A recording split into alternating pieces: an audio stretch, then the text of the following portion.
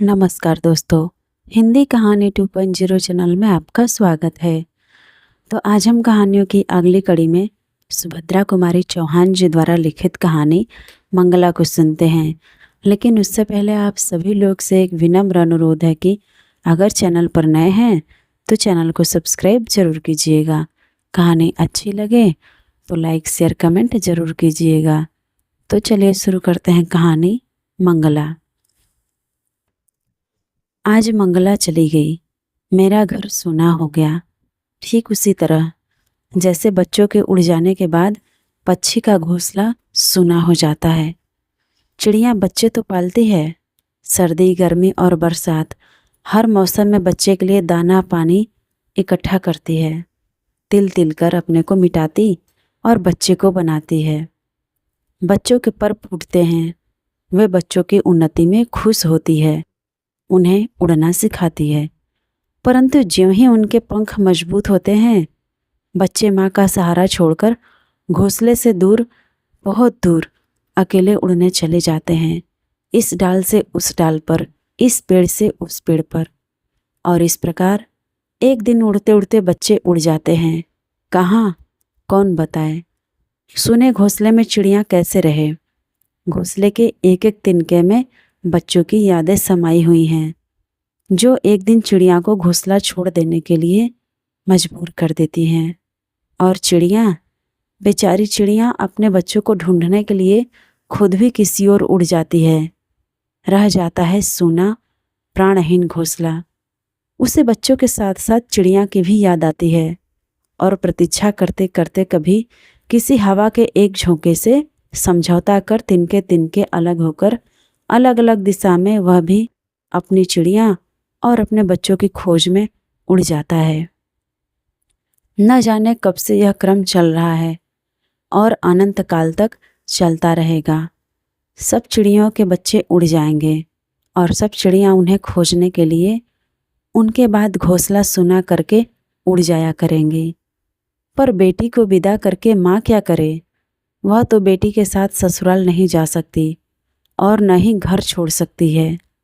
जिस घर को एक एक चीज में मंगला की याद समाई है, एक एक फूल पत्ती में वही दिखती है। उसी घर में आज मंगला नहीं है और मैं हूँ। और फिर मंगला जैसी लड़की अनेक बार मेरे मुंह से निकला, ईश्वर हर एक माँ बाप को मंगला जैसी लड़की दे। वह तो मेरी केवल लड़की न थी, मेरी सब कुछ यही थी। मेरी माँ, मेरी गुरु, मेरी मित्र और इसके बाद भी मेरी बच्ची। आज भी वह उतनी ही बच्ची है, परंतु उसके साथ साथ ज्ञान और शिक्षा के ऊंचे स्तर पर पहुंचकर भी अभिमान उसे छू नहीं पाया है। वह अपनी परीक्षा के दिनों में भी घर का मेरा प्रायः सभी काम करने के बाद पढ़ने बैठती थी।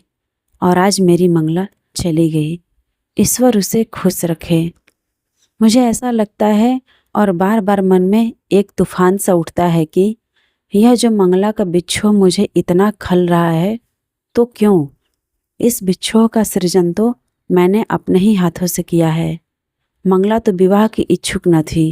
वह बार बार मुझसे यही कहती रही, अपनी गोद से तुम मुझे अलग न करो अम्मा।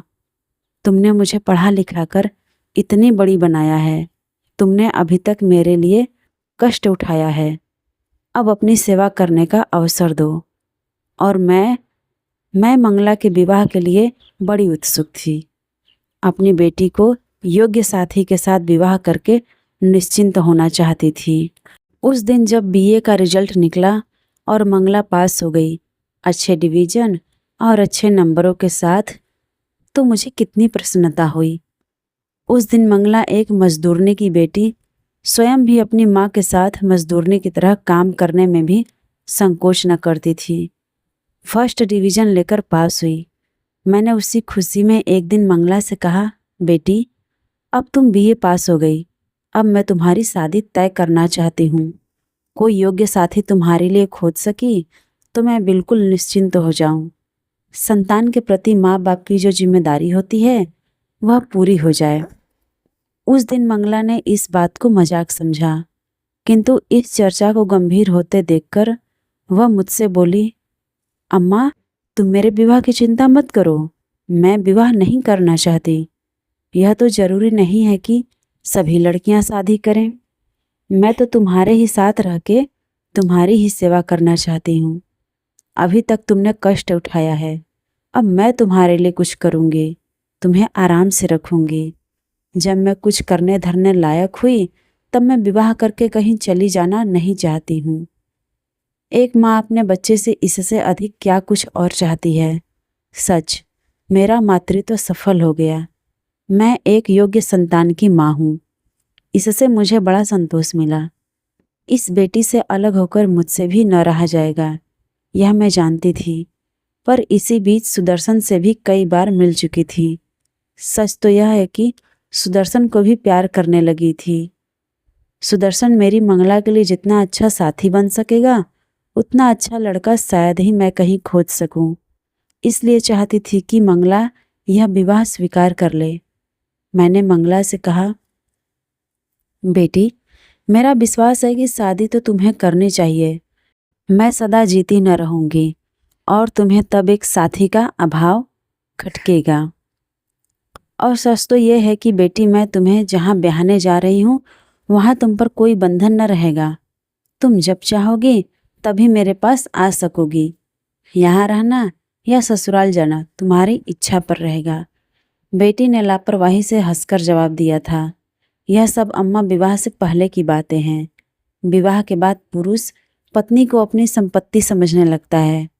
पति चाहे जितना पढ़ा लिखा विद्वान हो, पब्लिक प्लेटफॉर्म पर खड़ा होकर स्त्री को समान अधिकार और स्वतंत्रता देने के विषय में चाहे जितनी लंबी लंबी सपीचे झाड़े, पर घर के अंदर पैर रखते ही पुरुष पुरुष हो जाता है।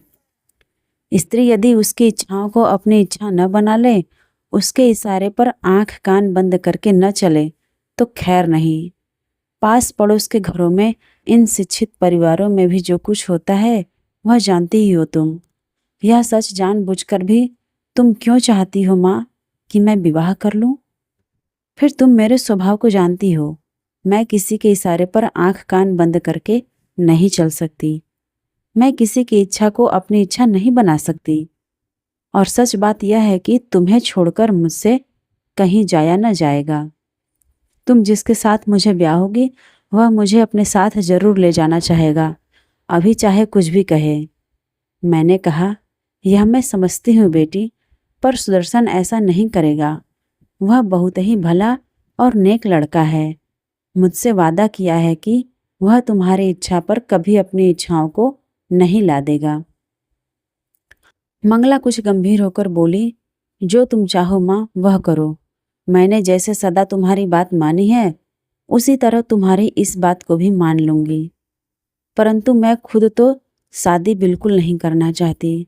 और मंगला चली गई मेरे लिए एक प्याला चाय तैयार करने।